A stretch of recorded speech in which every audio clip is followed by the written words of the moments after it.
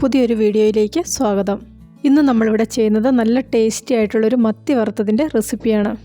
സാധാരണ വറുക്കുന്നതിലും കുറച്ച് വ്യത്യാസമായിട്ടാണ് ഇത് വറുത്തെടുക്കുന്നത്. വറുക്കുന്നതിനുള്ള മത്തി ഇവിടെ വൃത്തിയാക്കി മുറിച്ച് വെച്ചിട്ടുണ്ട്. മീനിൻ്റെ അരപ്പിലേക്ക് കുറച്ച് പച്ചമുളക്, കറിവേപ്പില, ഉപ്പ്, ഇഞ്ചി, വെളുത്തുള്ളി, കുറച്ച് പെരിഞ്ജീരകത്തിൻ്റെ പൊടി, കുറച്ച് നാരങ്ങാനീര്, ഇത്രയും കാര്യങ്ങളാണ് വേണ്ടത്.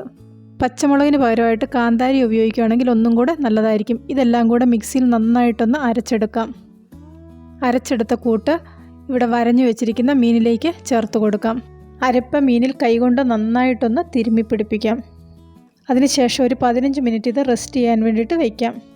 ഈ അരപ്പൊക്കെ മീനിലൊന്ന് നന്നായിട്ട് പിടിച്ചു വരാൻ വേണ്ടിയിട്ടാണ് ഇതുപോലെ ചെയ്യുന്നത്. ഇതിലേക്ക് കുറച്ച് മഞ്ഞൾപ്പൊടിയും കൂടെ ചേർത്ത് കൊടുക്കുന്നുണ്ട്.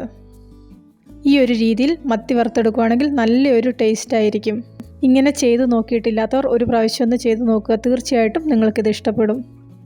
ഒരു 15 മിനിറ്റ് ഇത് മാരിനേറ്റ് ചെയ്ത് വെച്ചതിന് ശേഷം സാധാരണ നമ്മൾ മീൻ വറുക്കുന്നത് പോലെ വറുത്തെടുക്കാം. ഇന്നത്തെ ഈ റെസിപ്പി ഇഷ്ടപ്പെട്ടെങ്കിൽ നിങ്ങളുടെ അഭിപ്രായങ്ങൾ അറിയിക്കുക. പുതിയൊരു വീഡിയോയുമായിട്ട് വീണ്ടും കാണാം.